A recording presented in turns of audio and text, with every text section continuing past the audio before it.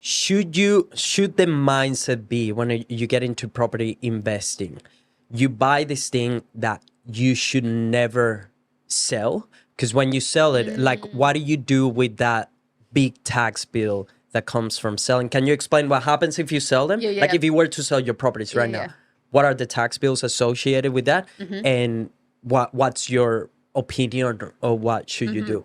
When it comes to selling is typically something that most people regret.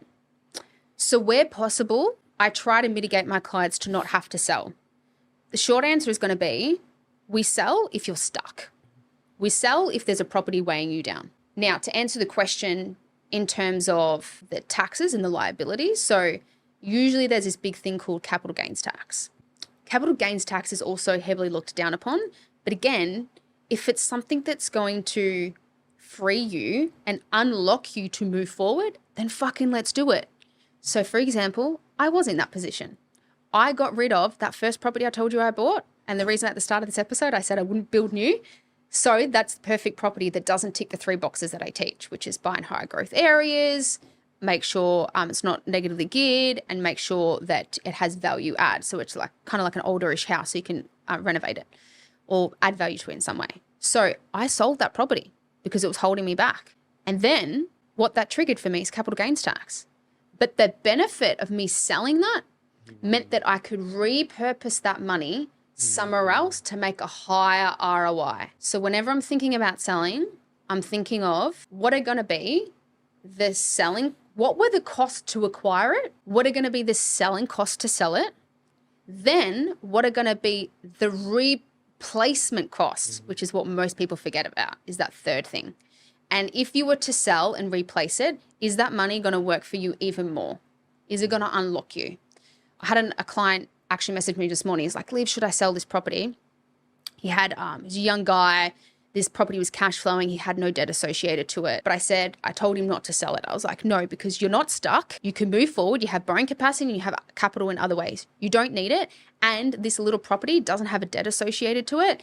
And also there was an emotional sort of attachment to it where I said, you know what? It's also kind of like he Airbnbs it out. It's kind of like an emotional thing when he goes and visits it. And I said, you're never going to be able to buy a house again that cheap ever again. It's worth like $150,000. I was like, bro, your money of selling that, it's not going to, the physical money that you're going to get the ROI on that is not going to be higher or greater than the emotional and money that you're making from it right now. So it doesn't make sense and it's not holding you back. So don't sell it.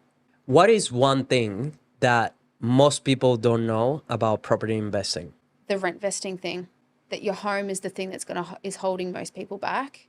I honestly say that just because, there's a whole bunch of other tips and I could go on forever. There's like 100 things. But it's just, that is the biggest thing that's holding most people back that come my way, is living in your own home is the thing that holds most people back. But if there was to be kind of a little golden nugget, I'm going to throw a little nugget out there actually. Go for it. Okay. One would be, there's a little trick when it comes to getting bank evaluations. So let's just say, this is one of my favorite ones, that's why I'm mentioning it, and ones that I had to use in order to move faster. So let's just say you're trying to get a bank evaluation high enough to pull out equity to go to the next one. There's this little way where you can, now I'm a big advocate of using brokers all the time, except for one scenario. And this is when you're trying to pull out get a better, higher bank evaluation. Only then would I go to a banker directly. When you go to the banker directly, you can actually give them, when they ask you, hey, what do you think the property's worth? You can actually give them a slightly higher number as long as it's within reason, and they will literally take your word for it, which means they'll say, no worries. So let's just say, for example, on realestate.com, let's just say you have a house and the range says it's somewhere between $400,000 and $480,000 is the property's value, somewhere between there. Let's just say you've gone to the broker and CBA, Commonwealth Bank, have come back and said through the broker, oh, yeah, it's worth like $450,000. You go, okay, but let's just say you're 10 grand short for the next deal. You need an extra 10K. You can actually go to the exact same branch and say, hey, can I please get a bank evaluation, please, on this property? And they'll say, what do you think it's worth? And you say, I think it's worth $480,000. You can give them the higher end of that scale and they'll literally take your word for it and say, okay, no worries, as long as it's within that scale, and they'll give you that extra money as a bank evaluation as equity.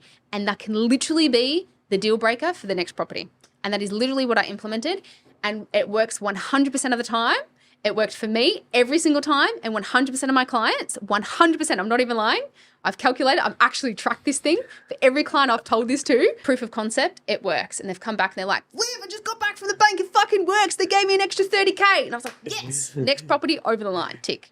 There you go. That's a hack for you. Listen. The secret sauce right there. Yep. Should you buy many properties that are, let's say, around the 400K mark or on the cheaper end, or just a few that are higher price point? Okay, good question. The short answer is lower. Whatever the lower end properties are that you can buy at this moment, given moment in time. And in saying this, like, you could be a business owner who's doing, $10 million a year, whatever, you're fucking doing awesome. Fine. You can withstand buying $1 million properties in Sydney, right? 8% of people can't do that. Short answer is cheaper properties, but not too cheap. It doesn't mean, like, you can literally go out right now and buy a 2-bedroom unit in fucking Brisbane, and Brisbane's, I'm saying this because it's actually probably a shit area.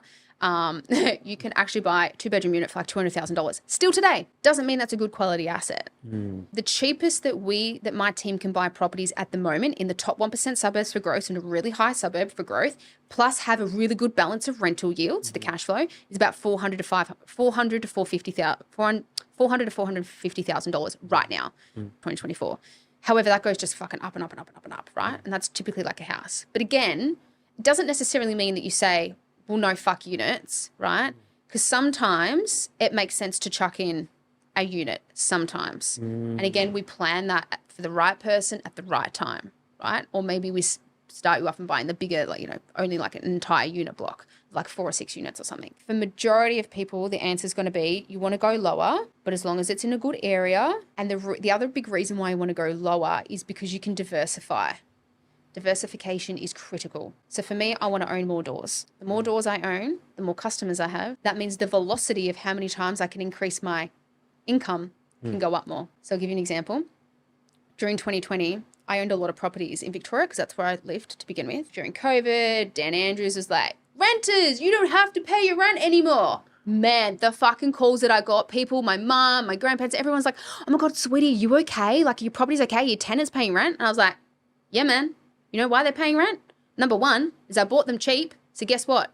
There is nowhere else cheaper for them to go. Number two, all of my tenants, most of them are on Centrelink. Guess what happened during COVID? Their income went up, didn't it? Right? And number four, I diversified my customer range. So I have millions of dollars worth of rent, but I have millions of customers diversified. So I don't just have one big $1 million house with one customer that is responsible for paying that off. Diversification is key. And it allows you to diversify location as well. So I want to own multiple properties across multiple states because different states have different rules as well. That's another wormhole. I like how you call them customers because it made total sense as soon as they're customers. Yeah, they're customers. I treat them like a customer. So I also, from an ethical perspective, I treat them like a customer, right? So I charge really high, like not above market rate, but I'm okay at charging the top above market rate for a high quality service, just like a business owner would do, right? But guess what? I'm going to offer a fucking amazing service. So whenever they complain about something or something's broken, I don't fuck around. I get it fixed for them straight away. That's how, from an ethical perspective as well, they like that. I have long-term tenants in my door and they're willing to pay higher amounts as well. And they don't fret that much because they know I'll fix you as soon as it gets broken. Yeah. So you're being a good business owner. Yeah. We've got to treat a property portfolio is just a business. Yeah.